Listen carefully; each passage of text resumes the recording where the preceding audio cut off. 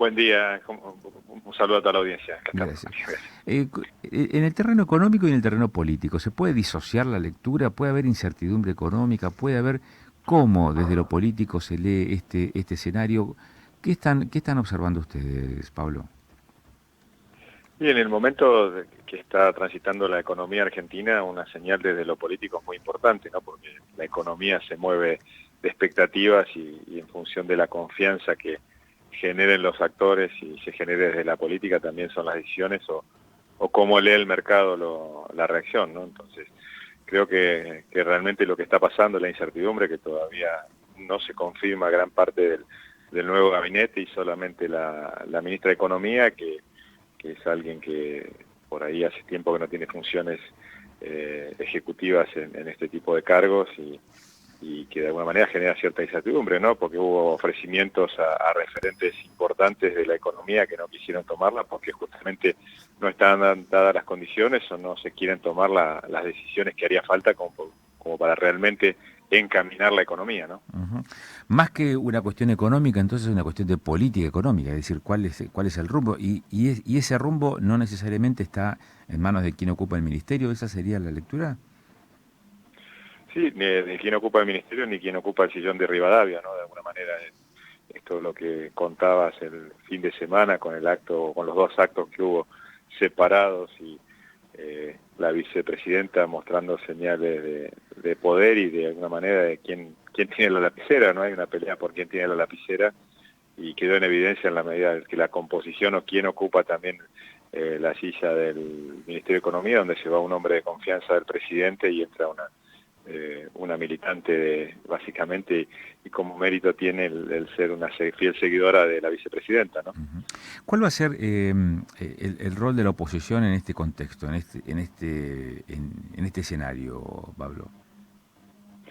Y en principio de ser responsables y de entender que la situación del país es muy difícil, pero también de exigir que se tomen las decisiones que haga falta y que se recupere el rumbo económico, y el rumbo económico y el rumbo político, ¿no? Porque esto, la verdad que yo lo expresé ayer en las redes, no puede ser que una pelea dentro del frente gobernante la suframos todos, ¿no? Porque esta crisis, esta incertidumbre la paga el empresario pyme, aquel que genera trabajo y sobre todo los que menos tienen, ¿no? Porque esto sabemos que desemboca en mayor inflación, mayor incertidumbre y que esto no hace más que acentuar el problema que venimos viviendo, que es la pérdida del poder adquisitivo del salario y una degradación de la economía y un aumento de la pobreza, ¿no? Entonces, entendemos que desde la oposición tenemos que ser responsables.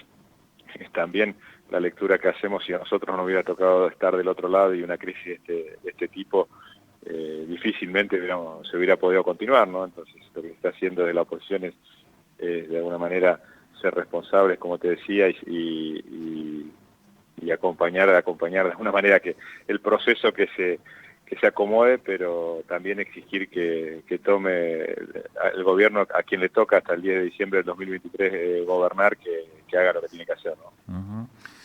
Eh, qué proyecciones hacia adelante en el terreno económico y político se pueden hacer? O cuáles esas posibilidades que ustedes advierten quedan para este interregno de aquí hasta las elecciones del año próximo, Pablo? Y ahí creo que hay una puja y hay que ver cómo se encamina, porque por un lado está un sector o el kirchnerismo que la forma que entiende hacer política es el populismo, ¿no? De alguna manera repartir subsidios, repartir dinero para poder ganar las elecciones y un compromiso con el Fondo Monetario Internacional y con lo que se debería hacer para que la economía realmente se encauce, que es una responsabilidad fiscal, no gastar más de lo que entra o equilibrar las cuentas de alguna manera y contener el gasto público.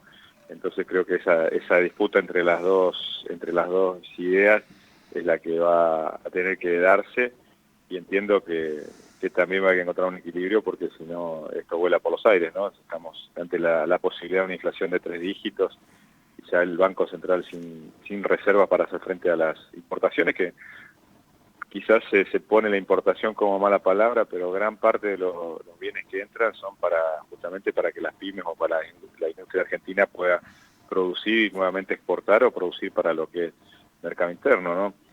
Ayer estuvimos en una reunión en Huergo con productores, y estuvo con el senador Alfredo Cornejo y con Aníbal Tortorielo, con Juan Martínez, el diputado de Río Negro, y charlábamos esto, ¿no? Que hoy se importa manzana, la importación de manzana aumentó el 600% desde el año pasado a este, pero no nos dejan importar, por ejemplo, los fertilizantes, las cubiertas o los insumos para controlar la carpocapsa, que es estos dispensers de feromonas, que es lo que necesitamos para poder producir fruta en Argentina, que tenemos toda la capacidad de hacerla. Entonces, sí importamos el bien terminado de afuera o el producto terminado de afuera, pero no importamos los insumos que necesitamos para producir dentro del país. Entonces, estas cuestiones que se dan, no solamente pongo como ejemplo la manzana, pero se dan en muchos casos que importamos vino y no tienen botellas, nos contaban en Mendoza, para poder embotellar el vino argentino. Estas cosas creo que es lo que hay que corregir también en la economía y poder generar las condiciones para que se ponga en marcha el trabajo argentino, que también es la única forma de salir de esta dinámica de generar cada vez más planes sociales que tenemos, ¿no? ¿Podría decirse que este cambio al que hacías referencia recién en el Gabinete Nacional, se va una persona de confianza del presidente, entra una persona de confianza de la vicepresidenta, ¿no es un sinceramiento también de la política y el gobierno, digo, del poder y del gobierno nacional? Sí, no sé si un sinceramiento o una resignación por parte del presidente, que creo que hasta ahora venía resistiendo con su núcleo duro y justamente con el ministro de Economía, que era una persona de confianza y de confianza de alguna manera también de los organismos internacionales, en entregar el poder a la vicepresidenta y al kirchnerismo, ¿no? Entonces, yo creo que la lectura mía va más por ese lado, que hasta ahora se venía resistiendo y se estaba logrando un cierto equilibrio, pero hoy es una entrega del poder a la vicepresidenta, que inclusive lo venía como relatando afuera, pero tiene gran incidencia y gran responsabilidad en esto que está pasando, ¿no? Así que creo que es básicamente, no sé si es blanquear, pero sí es un cambio, una resignación por parte del presidente, que también va a quedar una situación de mucha debilidad de acá en adelante, lo que le queda hasta finales del 2023, ¿no? Una última referencia y te pido, yo sé que el tema es denso, pero a lo mejor, bueno, sin abusar de ello, pero te pido la mayor capacidad de síntesis. Y frente a esto, ¿vaca muerta qué?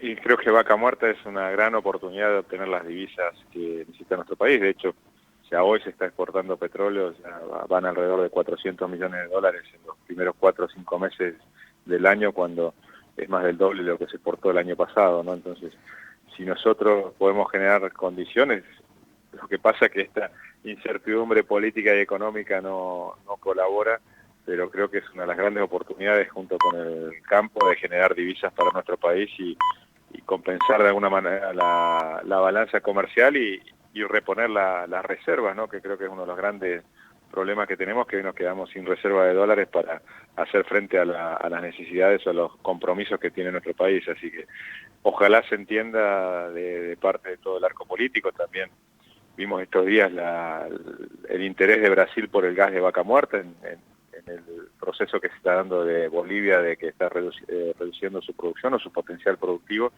Entonces creo que tenemos una oportunidad, lo que no tenemos que dejarla pasar, porque sería una de las alternativas para que en el corto plazo nuestro país pueda tener las divisas que necesita, ¿no? Gracias por estos minutos, Pablo, muy amable, ¿eh? Por favor, gracias a ustedes y un saludo a toda la audiencia.